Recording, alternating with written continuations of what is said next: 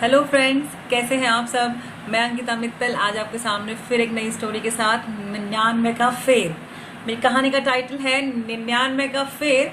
जो आजकल के बच्चे हैं वो तो 99 समझेंगे ही नहीं। 99 100 माइनस 1 99 का फेर। कहानी शुरू करते हैं। कहानी बहुत ही अच्छी है, एंड तक जरूर सुनिएगा और शायद किसी की लाइफ में कुछ चेंज भी आ जाए इस कहानी को सुनकर। चलिए कहानी शुरू करते हैं कि एक बार एक राजा हुआ करते थे। उनके पास पूरा शासन बहुत अच्छे से था, खूब अच्छा राज्य था उनका, मंत्री कर्मचारी सब कुछ बहुत अच्छे से था, परिवार भी बहुत अच्छा था। लेकिन उसके बाद भी वो राजा बिल्कुल भी खुश नहीं थे, ना वो सेटिस्फाइड थे, बिल्कुल भी संतुष्ट नहीं थे और वो हमेशा परेशान ही घूमते रहते थे ऐसे ही। तो एक बार वो राजा अपने बगीचे में घूम रहे थे। जब वो अपने बगीचे में टहल रहे थे तो उन्होंने देखा कि उनके बगीचे में काम करने वाला एक कर्मचारी, एक नौकर बहुत ही खुश है, जिसके पास रहने को अच्छा घर भी नहीं है, पैसे भी नहीं है, कपड़े भी नहीं ढंग से पहनने के लिए। वो कर्मचारी बहुत खुश और वो वहां पर बहुत मुस्कुराकर गाने गाता हुआ काम कर रहा था। तो राजा ने अपने मन में सोचा कि मेरे पास सब कुछ है, मैं तब भी परेशान हूँ, इस कर्मचारी के पास कुछ भी नहीं है, ये उसके बाद भी खुश है, कि ऐसा कैसे होगा। तो राजा अपने महल में गया, सोचता रहा। उसके बाद उसने उस नौकर को बुलाया। अब नौकर बहुत डर गया कि पता नहीं क्या बात हो गई, राजा जी मुझसे नाराज तो नहीं है। वो नौकर बहुत डरा हुआ, सहमा हुआ राजा के पास आया। तो राजा ने उसको कहा कि तुम डरो मत, तुम्हारी कोई गलती नहीं है, मैं केवल तुमसे पूछना चाहता हूँ कि आखिर तुम खुश कैसे हो, कि तुम मुस्कुराकर काम कर रहे थे, उसका कारण क्या है।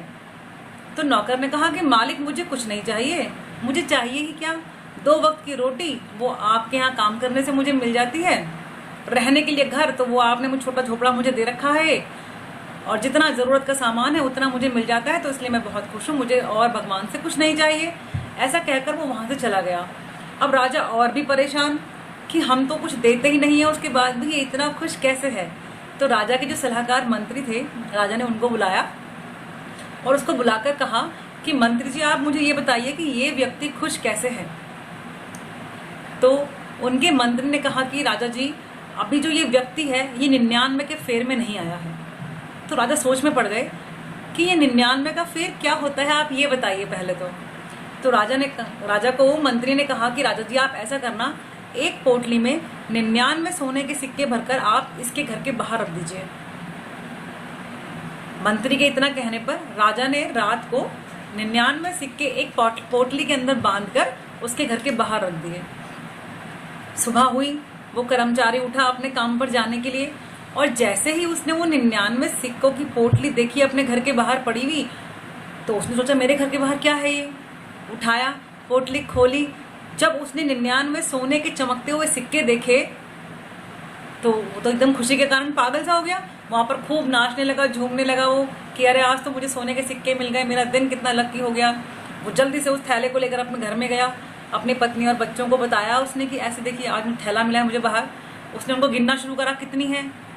जब उसने गिनी तो वो 99 यानी कि 99 निकली। तो उसको लगा नहीं नहीं कुछ गड़बड़ है, एक बार और गिनता हूँ। उसने उनको फिर गिना, वो फिर 99 निकली। उसने अपनी पत्नी से कहा कि तुम गिनो। उसकी पत्नी ने गिना तो उसको फिर लगा कि ये तो 99 ही है। अब उसको वही 99 का फेर अब उसके दिमाग में शुरू हो चुका था। तो उसको लगा नहीं नहीं जिसने भी रखी होंगी ना पूरी 100 ही होंगी, चलो ढूंढते हैं। उस दिन वो व्यक्ति पूरा दिन उस एक सिक्के को ढूंढने में राज्य में महल में घूमता रहा, आसपास में जहां भी उसके घर का एरिया था, कि शायद एक सिक्का ना कहीं गिर गया, होंगे तो ये पूरे 100 ही। तो ऐसे करके उस दिन उसे ना भूख लगी ना प्यास लगी, वो उस एक सिक्के को ही ढूंढता रहा। एक सिक्का नहीं मिला। उसके बाद अब उसके दिमाग में 99 का फेर जो था वो शुरू हो गया कि अब मुझे कुछ भी करके इन सिक्कों को 100 करना है। उसके बाद से उसकी जिंदगी की वो सारी खुशी, वो सारा सुकून सब खो गया। अब वो दिन रात केवल यही मेहनत करने में लगा हुआ है कि किस तरह इस 99 को 100 करा जाए। उसको रात को नींद नहीं आती थी अब कि किस तरह से मैं ज्यादा से ज्यादा मेहनत करूं और किस तरह मैं ज्यादा काम करूं कि मैं इन सिक्कों को 100 कर दूं। अब उसकी पत्नी के दिमाग में तो ऐसा कुछ नहीं था। उसकी वाइफ ने सोचा कि अब हम पे पैसे आ गए हैं। उसने 5 सिक्के लिए बाजार गई, घर का कुछ सामान खरीद लाई वो। अब वो और परेशान कि मुझे तो ये 99 को 100 करना था, इसने तो और कम कर दिए।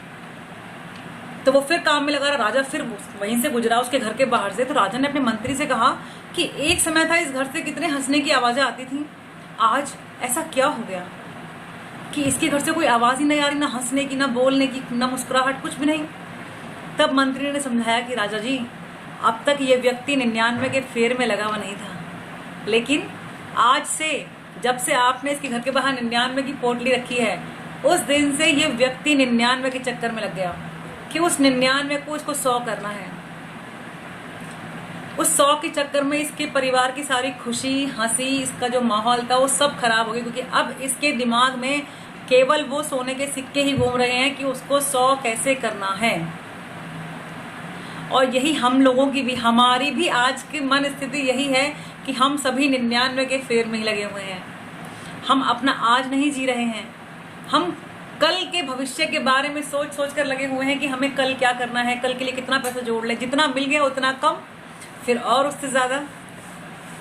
तभी तो कहते हैं कि शरीर का आलस और मन का लालच इंसान को कभी भी काबिल नहीं बनने देता।